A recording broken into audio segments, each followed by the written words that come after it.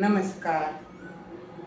गुढीपाडवा झाला, आता चैत्र गौरीची लगबग सुरू झाली. तर या चैत्र गौरीची पूजा कशी करायची, प्रतिष्ठापना कशी करायची, तिला नैवेद्य काय दाखवायचा, ते आज आपण या व्हिडिओमध्ये पाहणार आहोत. चैत्र महिना सुरू झालाय, गुढीपाडवा झाला म्हणजे गुढीपाडव्यापासून चैत्र महिना सुरू होतो व त्यानंतर तिजेला चैत्र गौरीची प्रतिष्ठापना करतात. पूर्वी सगळ्यांकडे झुल्यावरची गौरी असायची.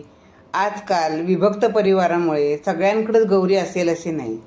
तर अशा वेळी तुम्ही अन्नपूर्णा देवीची प्रतिष्ठापना करू शकता. झुला वगैरे नाही बनवलात तरी चालेल.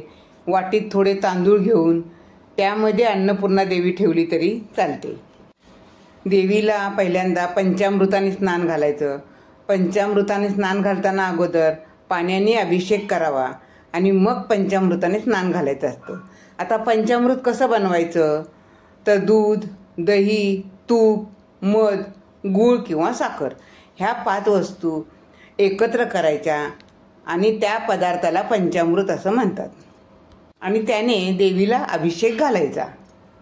पंचामृताने अभिषेक केल्यानंतर पुन्हा पाण्याने अभिषेक करायचा. भरपूर पाण्याने देवी स्वच्छ धुवून घ्यायची. नंतर स्वच्छ पुसून एका पाटावर नवीन कपडा टाकायचा. त्यावर थोडी तांदूळ ठेवायचे. पाटाच्या कडेला किंवा चौरंगाच्या कडेला रांगोळी काढायची आणि त्यावर देवीची प्रतिष्ठापना करायची. आता चौरंगावर एका बाजूला थोडेसे तांदूळ ठेवायचे आहेत. त्यावर सुपारी गणपती म्हणून ठेवायची आहे. जर तुमच्याकडे मूर्ती असेल तर मूर्ती तुम्ही ठेवू शकता, पण सुपारी ठेवली तरी चालेल, मूर्ती असली तर मूर्ती ठेवली तरी चालेल. ठेवायच्या अगोदर गणपतीची अभिषेक करायचा आहे. गणपतीला आधी पाण्याने अभिषेक करायचा आहे, नंतर पंचामृताने अभिषेक करायचा आहे. नंतर भरपूर पाणी घालून स्वच्छ धुवून ती मूर्ती किंवा सुपारी त्या तांदळावर ठेवायची आहे. नंतर त्या गणपतीची हळद, कुंकू, अक्षदा आणि फुले वाहून पूजा करायची आहे. त्यानंतर गणपतीला जर दुर्वा असतील तर त्या व्हायच्या आहेत. गणपतीला गूळ खोबऱ्याचा नैवेद्य दाखवायचा आहे. आता यानंतर आपल्याला देवीची पूजा करायची आहे. देवीला हळद, कुंकू, गंध, अक्षदा, फुले वाहून तिची पूजा करायची आहे. त्यानंतर देवीला ओटी ठेवायची आहे.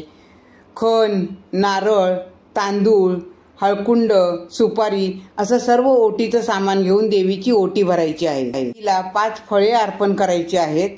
देवीला साखरेची गाठी सुद्धा घालायची आहे.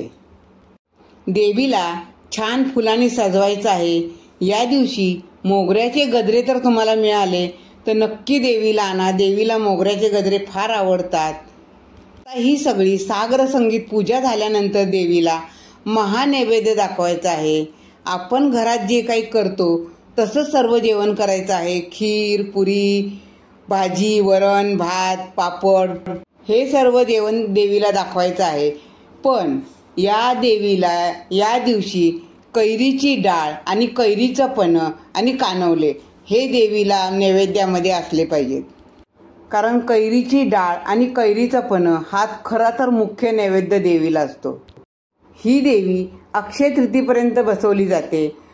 रोज जे काही आपण जेवण बनवतो त्याचा रोजच्या रोज नैवेद्य दाखवला तरी चालेल. या 1 महिन्याच्या कालावधीत हळदी कुंकवाचे कार्यक्रम सर्वांच्या घरी असतात.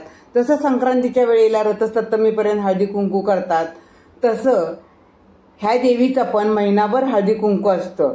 म्हणजे आणि हळदी कुंकाला काय असतं तर कैरीची डाळ आणि आंब्याचं म्हणजे कैरीचंच पन्ह असतं. आणि ही डाळ काय करतात, वडाच्या पानं स्वच्छ धुवून त्या पानावर बायकांना ही कैरीची डाळ देतात. म्हणजे पूर्वी अशी प्रथा होती की वडाची पानं धुवून पुसून स्वच्छ करायच्या आणि त्यावर हळदी कुंकाला येणाऱ्या बायकांना डाळ द्यायची. आता थोडी थोडी बदलत चाललेली आहे. आणि आता हे कैरीचं पन्ह आणि कैरीची डाळ खाण्यामागं सुद्धा काही कारण आहे. ही कैरी थंड आहे. उन्हाळा खूप सुरू झालेला असतो, त्यामुळं कैरी थंड आहे. कैरीचं पन्ह पिल्यामुळं आपल्या शरीराला थंडावा मिळतो व उष्णतेचा त्रास कमी होतो. हे सुद्धा शास्त्रीय कारण आहे. प्रकारे आपण सागर संगीत देवीची छान पूजा करा. देवीला छान नैवेद्य दाखवा. कैरीची डाळ करा, पन्ह करा, हळदी कुंकू करा.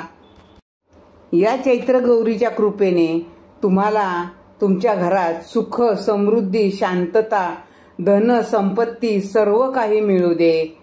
धन्यवाद.